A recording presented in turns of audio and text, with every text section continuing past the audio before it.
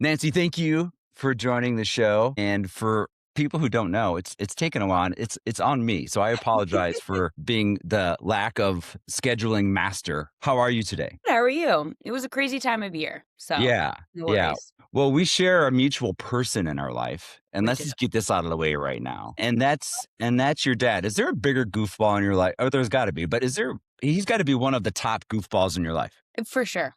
Yeah. Yes, he's definitely probably the funniest guy I know. Oh, we're gonna publish that. We're gonna say that on on the I know show. he's gonna be listening in the beginning, so I'll get that out for him, and Right, then right. So I'll this tell you is the for your truth. dad.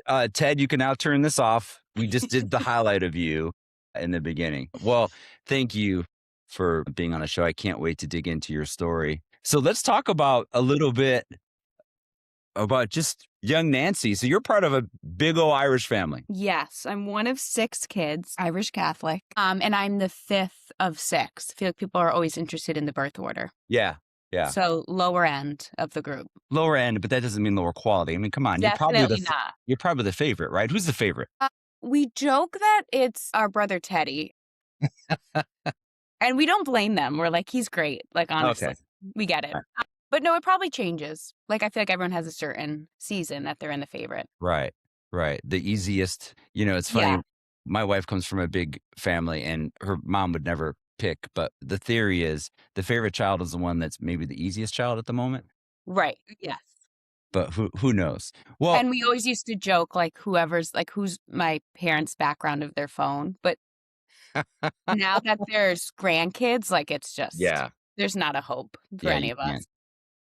Well, tell me that upbringing, right? Mhm, Because there's again, I when I'm with your dad, I don't know if 5 minutes go by where we're not cracking up or making fun of each other. So mhm. it sounds a little stereotypical from an Irish family, but how did that impact what you're doing now? I mean, I think it definitely had Like there's definitely a reason. I feel like there's 6 of us. Everyone my dad has a great sense of humor, as you know, really good storyteller. So I feel like I developed good storytelling skills at a young age. Because like, if at dinner there's 8 of us at the table, you don't have a lot of Yeah, airtime. Like, you gotta bring your best stuff, or they're gonna move on to someone else. So, right.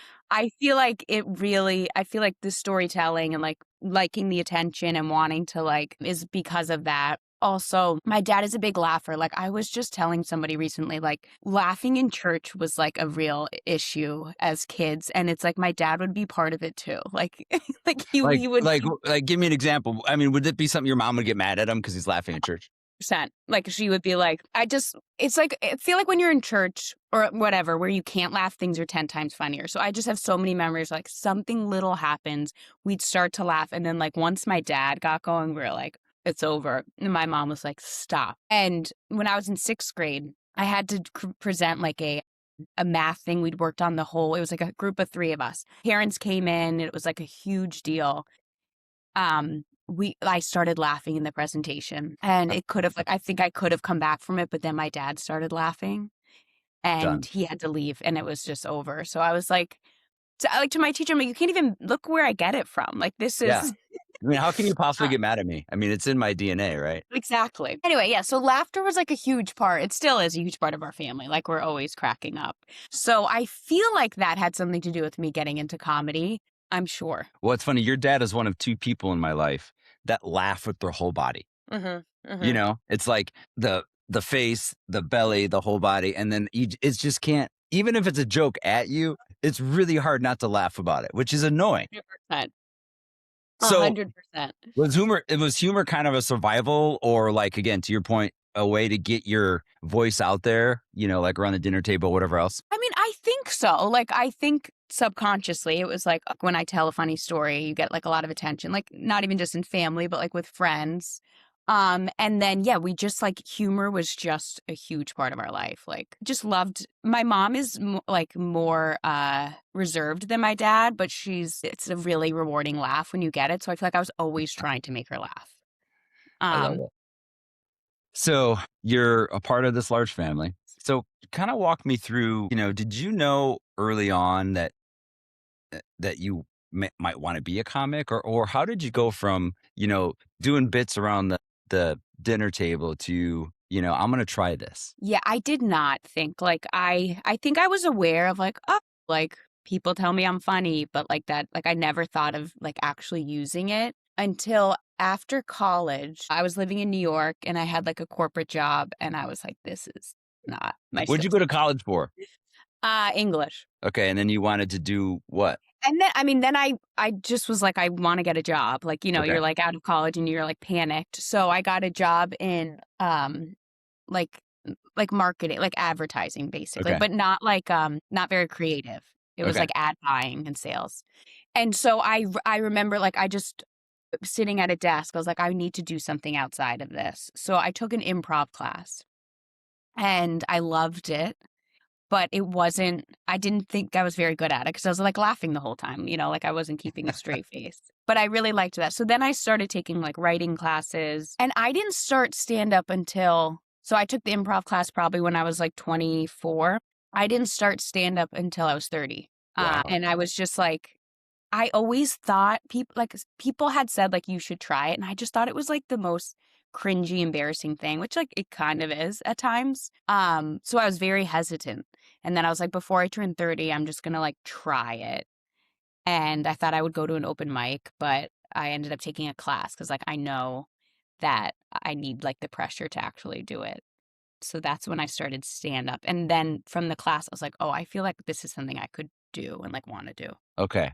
So let's try this. Let's see if do you remember the first like either like the first official time you did stand up? What was that? What was that like? I will give you 2 examples because All they're right. important. I was in a class, which is a very safe environment. So, Yeah. like, you get up, everyone's very warm, and so it was really good because you feel confident and you're building out 5 minutes. Then I went to my first open mic, and I didn't really know what an open mic is, but it's just comedians practicing, and I mean, it was silence when I did my 5 minutes, which in my defense is kind of normal, but at the time I was like, "Oh my god." Like, Okay, I'm wait a like second. You're a doing an open tumbleweed. mic and it's silent. That seems opposite than what should happen, right? Yeah, but, like, open mics are like people be like, "Ha."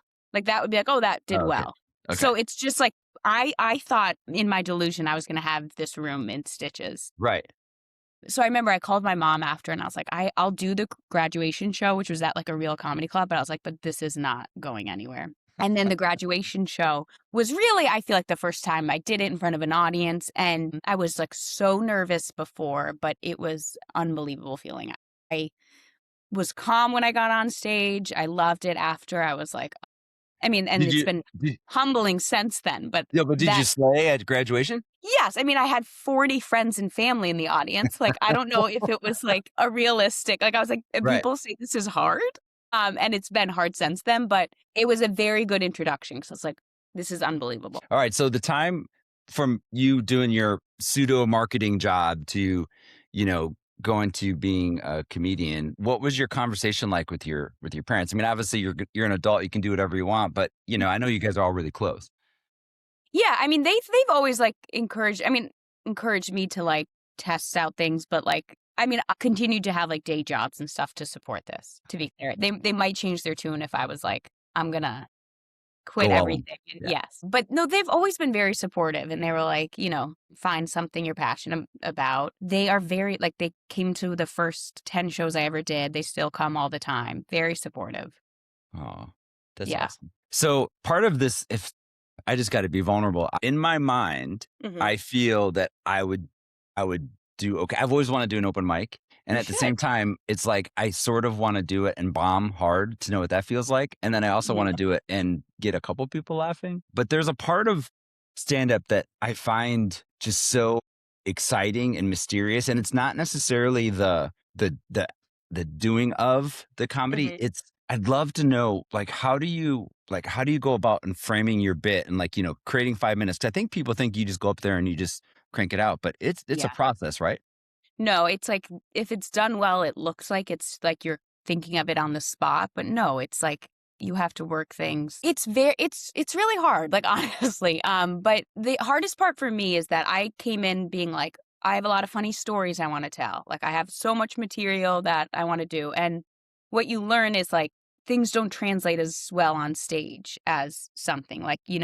So as much as you want to write things out and get like the words perfect, you have to just deliver it in order to do it. So that's like going to open mics. It didn't work that time. Sometimes it's not as straightforward. Sometimes it works really well one night and not the next. So you're just like continually to test it out and see Yeah. like, does this delivery work better? Does this, changing the words to this work better? Because it's like the best comedians make it look so effortless, but behind it is like hours and hours of like workshopping like 5 minutes. Yeah. Well, give me an example of a story that you thought would absolutely crush in the beginning. And maybe it does now, but Mhm. what was that like and how did you adjust it or how did you shift it?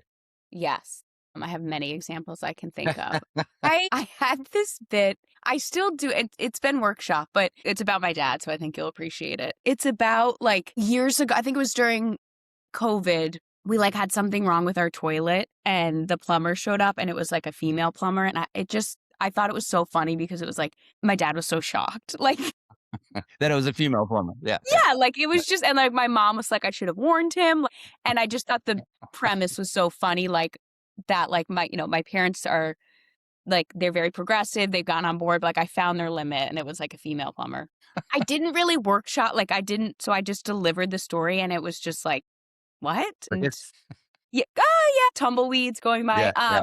And that was kind of early on where I just thought like, oh, this is a funny thing that happened. Let me tell it on stage. And then you're like, no, you need to like build up. So I still do it, but it's more like framing it as like my parents, they've come a long way, but I found their limit. And then it's like, so that's like one example. I'm trying to think of another that's like bombed on stage. I should have a lot. Well, let's structure it this way because this is one of the things. So I love comedy, and I've been so excited to talk to you. Like I remember Mhm. when your dad told me that you were doing this. I actually had more questions about the forming of your Mhm. story on stage because to me, I think that has to be in my mind. I feel like however you do it, I'd love to hear your process, like how you write down things to remember, and then you start putting these like ingredients together, right, to Mhm. make this moment or this story. And to your point, I think I have a lot of stories, but I wouldn't even know, like how to build that up. So what is your process? Like how do you observe things and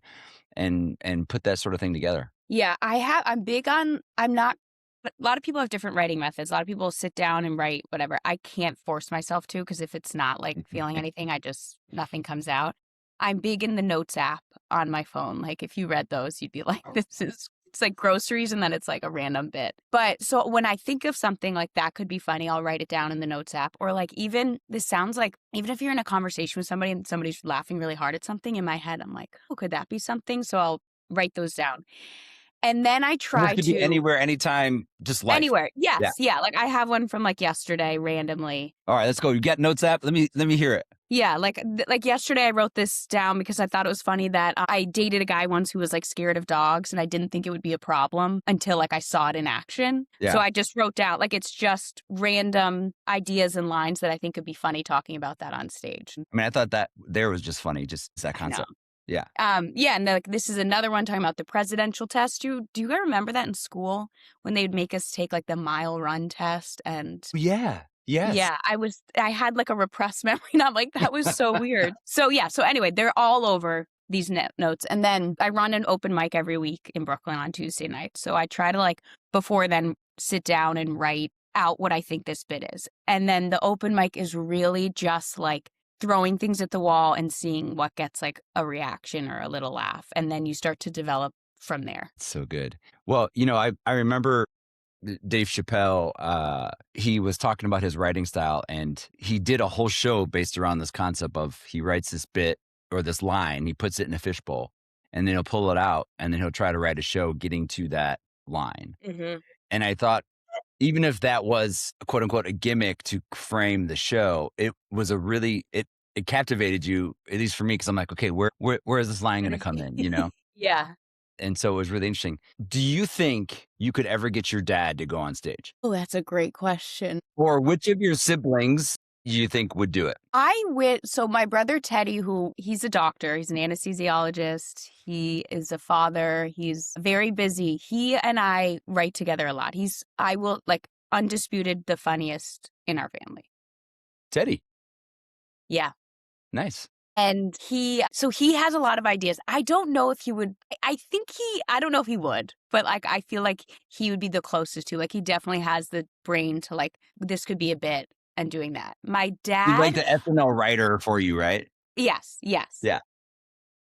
My dad, I don't know if he would. I honestly don't. I think he could do well, but I feel like he would be like, yeah, I don't know, which is So, fair. yeah, yeah. Well, I'm gonna put this out there. I'm gonna say when we get this show out there that he and I maybe should meet in Brooklyn for an open mic. I mean, Tuesday nights, Yeah. you get 3 minutes, I'll light you at 2. Your best stuff. So where do your bits, I mean, you talked about you writing things down, you observe, but where do your bits you think usually begin? Is it something that like annoys you, embarrasses you, something you can't stop thinking about, or is it kind of all over the board? For the board, the theme of our open mic is called Yikes, and we encourage people to share like a yikes moment that's happened. So a lot of times in sharing that, you're like, oh, this could be a bit something embarrassing. Things that annoy me, definitely. Like if you're annoyed by something, you're like, let me write this out, and this could be funny if it's like a shared experience. I don't know if my dad told you, but I live with my great aunt who's 91. So a lot of material comes from that. He did. Actually, I was going to ask you a question because Yeah. I think when we talked, or maybe I read about this when I was researching you, two sources of material are potentially your 91-year-old aunt and you're dating in New York. Yeah. And I've been working on a pilot with that premise. And now I'm taking like a grad course through UCLA and writing it. And I mean the material it writes itself. Yeah. Well, talk more about that. Like, how did you get to become a roommate to your 91-year-old aunt? So I was living in like Midtown in New York. I got like a COVID deal for this apartment that I loved. We'd always been close-ish. Like I would go to mass together. I'd have breakfast with her after. That was kind of our tradition. And then my rent was going up a ridiculous amount. And I was like, I don't really want to stay at this So just apartment. for those who don't know, like during COVID, Yes. New York rents were less because no one was working. Is that what it was? Then it Yeah, started like there progressing. was you could get these COVID deals, so you're like, Okay. "Oh, I got this great." And then it was like the year after the rents I think my rent was going up like 50%. Like it was a crazy number and I Yeah. was like, "This is illegal." And they're like, "It's not." And I was like, "All right." And so I thought I was like traveling that summer, so I said to her like we'd gotten very close, like maybe I will move in with you for the summer if it's okay and then figure it out. And that was 2.5 years ago. And I mean, she's hilarious. We've gotten very close. I mean, it's hard. Like she's slowing down. Yeah. She'll be 92 next month. But she, like, not as much now, but she would come to like as many comedy shows as she could. Actually, there's a story. The guy who handles her finances called her son and was like, I'm going to cancel her card because there's a charge to a comedy club. Like, what 90-year-old is at a comedy club? And they're like, no, like she does go those charges. Yeah, it's been like a weird thing that happened, but it's been like a blessing and she's great. It's And awesome. I'm not saying it did it for my material, but a lot of material has come from it. So Yeah. Well, do you have any like just examples of or like some framework where, you know, when you started living with her, you're like, oh my gosh, I have to explore this. she is like devoutly Catholic. I grew up Catholic as well, but we would go on Sunday. She goes every day. And she would bring me to, there would be like a weekly, it's not like a Bible study, but one type of those things. And she'd Yeah. always invite me and I would go sometimes. And then it was Because out of just because she invited you, or do you wanted to go? not because I wanted to go, because she invited me. And I was like, it's just like I would go anywhere with her. Yeah. But there was one time she's like, I really want you to go to see this new priest. And I'm like, okay, she's really pushing it hard.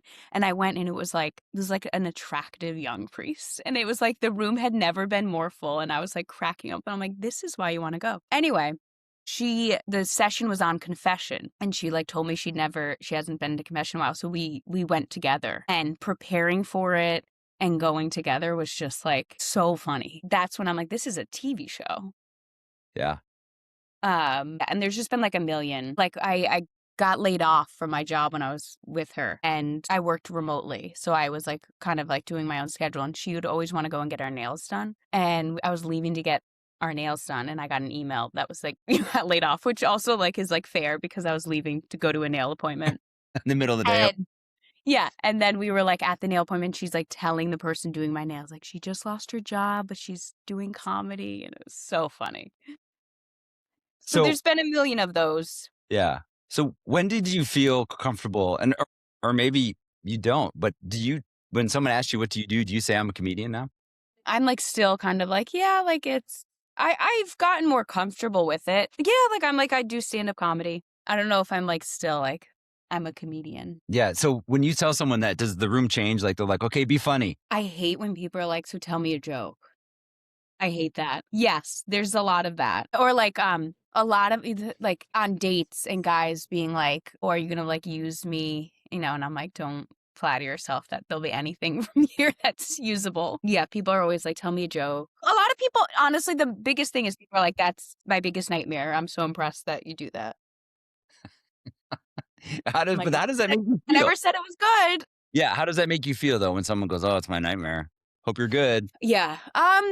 I mean, I understand. Before the first time I went on stage, I was like, I was walking to the show and I was like, I want to be like hit by a car in like a, not in a serious way and like enough to take me out, but Right. like I'll recover. So I totally understand why people are like, why would you ever want to do that? One of the funniest people in my life, his name's JJ Peterson, and he did comedy, but he also did some, like, bit acting, like, he was on a bunch of shows, he was, like, the guy that raised his hand in the room, like, on Hmm. Seinfeld or whatever else, Hmm. and he hated that question, so we would always ask him, "Alright, JJ, be funny," and he would start laughing, and he would not have to say a thing, and then we'd all be in stitches, and so in our Yeah. mind, we're thinking, "He's always saying something funny," but it's like if your dad just instantly started laughing, right? You're just like, "Oh, that makes me feel so happy inside." Yeah. It's just contagious. So what's the difference? I mean, some people might have this question too, and I was like, what's the difference about to you? Or how would you explain it if you can between being funny with friends and then Hmm. being funny on stage? Yeah. It's just much harder on stage. Like the first off, you with friends, at least in my method, telling a story, like put as many words as you can in there, like make it extra long. On stage, it's like the real estate of words. You really have to think about it because you only have so much time. So you want to get the audience. And on stage, you really need usually like a misdirect or a surprise or like tools that really will like surprise the audience, which you don't need as much in like a conversation with friends. Yeah. So it's just so much harder, honestly. But it's a good I like the challenge. I like having a story or something that's really funny with friends and like how can you use this on stage? And I would sometimes think it's just like you don't have enough time to tell a story. mm, Because if the intro is like 3 minutes before it gets really funny, like you yeah, lose them a little bit. Like their yeah. attention span, they're not your friends. Right. They're not gonna give you extra grace. Exactly. So you gotta, like, get in quickly. Do you ever find yourself subconsciously, like with family or friends, like just going into a bit or your show and just telling a joke and be like, wait, this is not This I'm is not on stage. I think I treat a lot of conversations as, like, let me see if I can get them to laugh. And Yeah. in my head like, it's kind of an annoying quality because it's, like, after if they're laughing, I'm, like, back in my notes app, like, "Wait, this That could." crushed. Yeah. But I don't think that's anything new. I think I've always been I love to tell a story. And always my family, like our sense of humor is very like beat a dead horse. Like things that happened 20 years ago, we still bring up and it's like it's more exaggerated now. It's on like we can't get away with a lot in our family. Yeah. So it's not like I'm doing anything different than anyone else is in the group.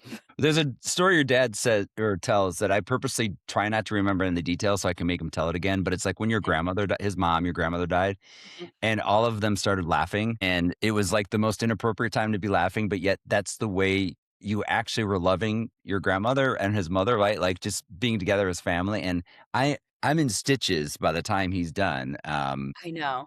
I I love stuff like that.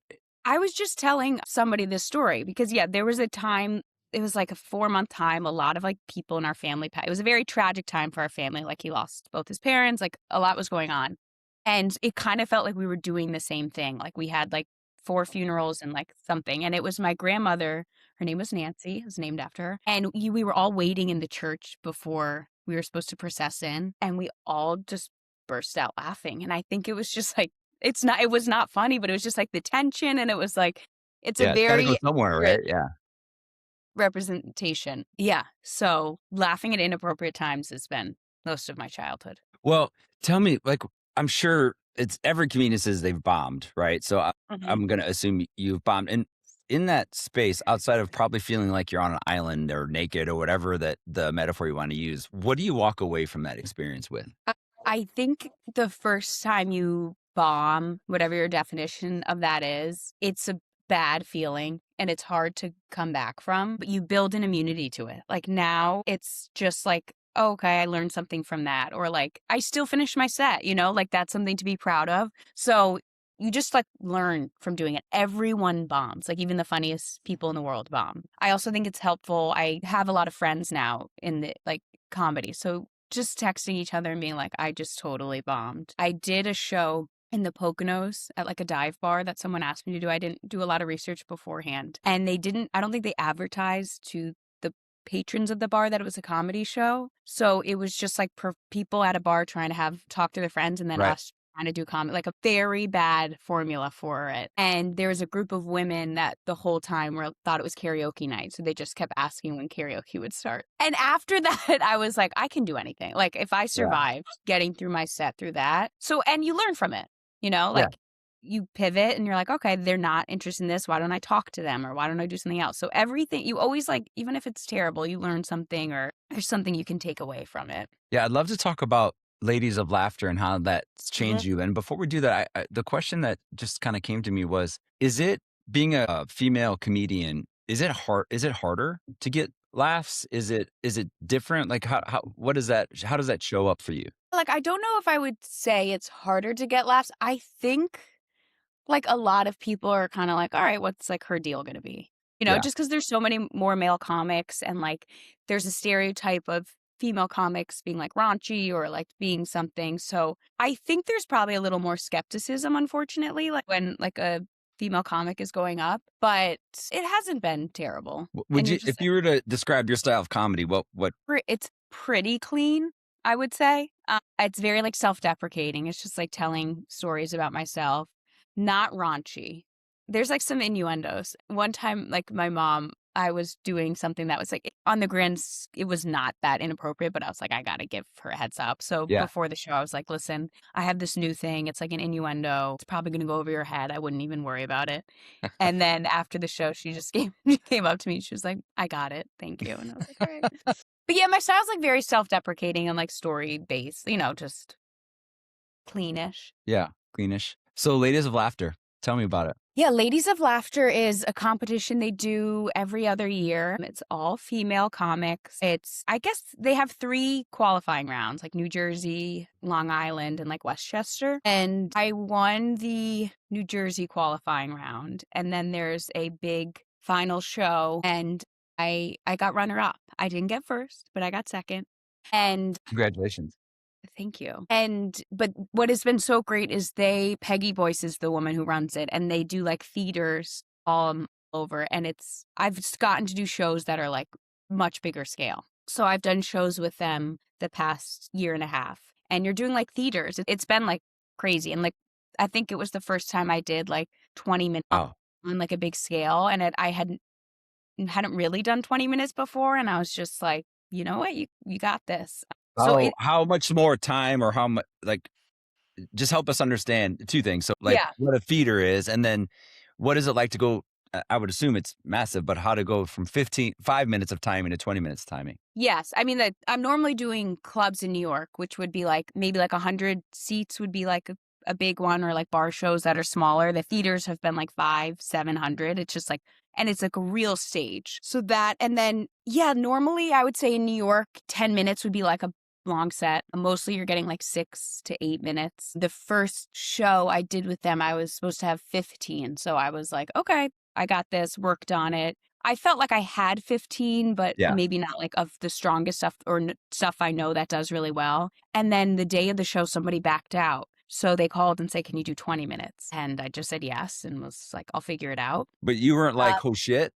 I've also learned you just have to do things before you think you're ready. Yes, on the phone, I was not a problem. Got it. And then I hung up and was like, oh my God. And it's 20, like, it doesn't sound that crazy. 20 minutes is a long time on stage if you haven't done it before. 5 minutes starts to feel like, okay, like that now that, but 20. And it was great. I mean, I've just have learned you have to do things before you think you're ready. That's how you learn.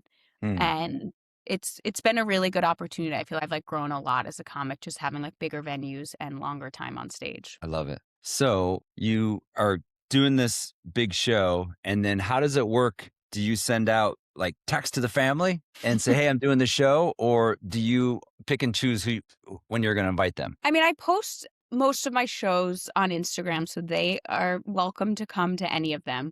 The bigger ones, my like parents like to come to because they're like, it's fun to see you in like this bigger venue. My mom is a saint and will like, I did like Boston and a couple other places and she drove to those. So it depends. Like, I mean, I've been doing it long enough now. They're not like in the beginning, they would come up for like every show. And now they're like, you let us know when it's one that you think we should be at. So they're good about that. I love it. But tell me, well, a couple of things. I know it sounds like real life is often your sort of main material. Are there people that you watch, or do you have some favorite comedians just in general, male and female, that you like, oh, I'm going to watch their special or I'm going to go see them Mhm. perform? Yes. Like the bigger one, like I love Nate Bargatze. Do you Hmm. know him? Yeah. Oh, I yeah. love him for many reasons, but he's like he does arenas and he's not like that physical of a comic, you know? Like he's truly just telling stories and it's so funny, which I'm not like a big like act out impressions. So I love like seeing that because you're like that's Isn't it really like, isn't his timing just amazing? Like he yeah. just feels so, he draws you in and you could be in the last row and you're drawn in. Yeah, and he's not and it's like a dry delivery, you know? He's like you're on his time, you know? He's not like and it yeah, it's very impressive. I love Rosebud Baker, she's kind of like she's a seller comic. Heather McMahon, she's not like a traditional stand-up, and she's more physical. I do love her stuff. And then, I mean, there's so many comics in New York, Oh, and I there's can so even many imagine. Yeah. comics in New Yeah. York that you're like, "How are you not so famous?" Yeah. What do you think that Yeah. is? I think a lot of it is like luck. Not luck. I mean, I think there's so many talented people, but I think some people get like a break and others don't. It feels kinda like luck. It feels like there's, like, this timing of luck and someone's in the room and, Yeah, or to your 100%. point, you're writing a pilot. If you're not trying to write a pilot, right, luck's not even a possibility. Right, right. Yeah, no, I think it's like a combination of like hard work, doing it, being in the right place. And it's inspiring. I mean, also like you don't need to have like a Netflix thing to be a successful comic. Like there's people do it other Yeah. ways. But you sometimes you're just like sometimes it's encouraging and then sometimes I'm like you see someone who's like not like standardly really successful do so well and you're like, why am I even trying? Like, Well, it's funny you say that. I'm not gonna name the person, but I was on Netflix last night. I was just doing some writing, and I like just having noise in the background, mhm. and I was watching this, and I'm just like, "This is not funny. How in the world do they get a Netflix deal?" I just don't, and those are the times where I'm just like, "Maybe I don't get comedy." Yeah. Well, it's very subjective, but I feel that way a lot. Like not like I feel like I'm better than someone, but I'm like I'm surprised this person has a special. Yeah. Good, that makes me feel less crazy. No, no. Yeah, that's I could name like a lot of people offline to you. Yeah, we won't put that on the show. No, no. So yeah, I think it's just like there's definitely a luck aspect of it. I mean, you still have to like work hard and do everything, but So here's a question I've always wondered, and I'd love to know your perspective on it. When you're writing your bits and you're putting together a show, like what's in your mind? Are you thinking at all about what you want people to feel when you walk off the stage? Or is that not even a consideration? Like what is your vision or hope for the audience? I think about that for some of the stuff. Like if I'm telling like I feel like a lot of my jokes are like self-deprecating and stuff, which I think like I do to like make people laugh and like feel better. There's also a part of comedy that's like feeling less alone. You know, like I Mm. talked about this mic we have called Yikes, and you just share like something embarrassing that happened. It sounds stupid, but then like it feels better. Like people are laughing at it, and you're like, okay, like you're kind of turning something that you're embarrassed about into like making people laugh. And yeah, like when I've talked about like dating stuff on stage, sometimes like girls after will be like, oh my God, I had this horror story from the dating apps. So yeah, I think you're like, look what happened to me, you know, like Yeah. you're kind of like not putting yourself down, but just like doing it. And I think it makes people feel better. You know, I'm like, well, might be Mm. having a rough night, but like I matched with my cousin on a dating app. So like things could be worse. Did you seriously? He came up as that's what bit I do. So, yeah, I think there's an aspect to it where it's like a shared experience or like something we Yeah. can all laugh about. there's some power, I think, like, if you wanna get deep to, like, turning something, taking control of it and telling it on stage that makes you feel better about something you're going through. Yeah. No, I definitely love that aspect of it. I had of The Moth. Mhm, Yeah, I had the chance to interview Peter Aguero, who was a Moth champion, and now mhm, he's often a host, and it's interesting when you hear him tell stories, the story arc is like he has this it's funny, and then he can switch into deep pain, and then it can be mhm, funny again, and I love the power of storytelling, and, this podcast is really all about the decisions we make to mhm. share ourselves, whatever that is, right? Whether it's a project or a career or whatever, and I think I that it's my sorry to cut you off, no, you but didn't. my Go ahead. favorite type of writing is, like, not tragedy, but, like, something tragic and then turning it into humor.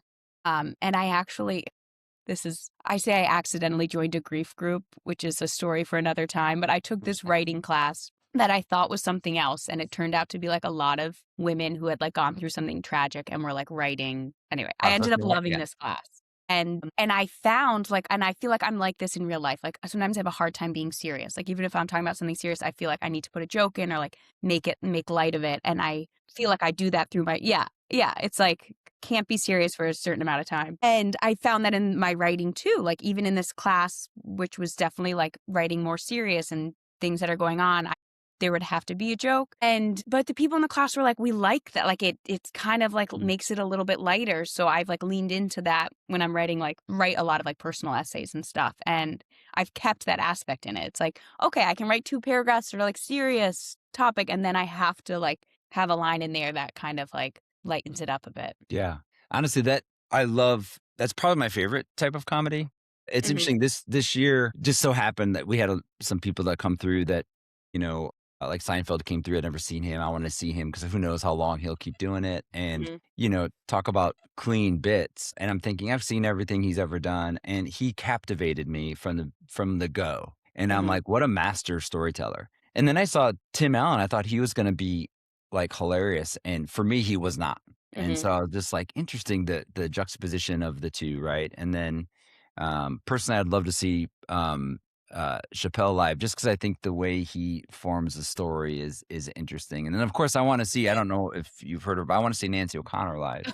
I mean, if you can get a ticket, I mean, it's good gonna luck. be yeah, so that's one of those things where I just find it really interesting about, people who can take to me, like and Nate does the same thing, he can take everyday life, Mhm. like, he does this bit about he was gonna meet his wife in Florida on a plane trip, and so he you've probably seen it, he asks her what the information is, like, when she lands and stuff, and she tells him everything other than that, and it's just the way he processes it is hilarious. Yeah.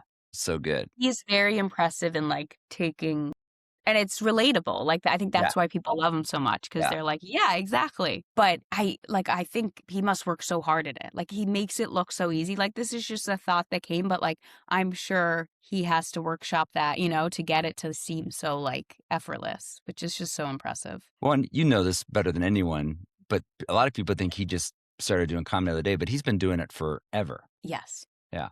Yeah. So what does comedy give you, this whole world that you're in that nothing else does? I think it's I don't wanna say, like, a purpose, but, like, it's some like, I've been, like, busy recently and, like, doing more writing stuff, and someone was like, "Well, maybe slow down on the stand-up," and I was like, my reaction to that told me, like, "No, like, I need that." I think it's just, like it's like at the end of the day, getting up on stage and, like, talking about something, I can't explain it, but I just feel lighter after it, after doing it. And it's just kind of an outlet for how you're feeling to, like, go and share what you're going through, and then, and if you turn it into half the time the stuff goes nowhere, but you're like, all right, I got that off my chest. And then if you turn it into something that does well, like there's no better feeling than that. It feels like it must be at some level therapeutic. 100%. I think most comics should be in therapy, but instead they do stand up.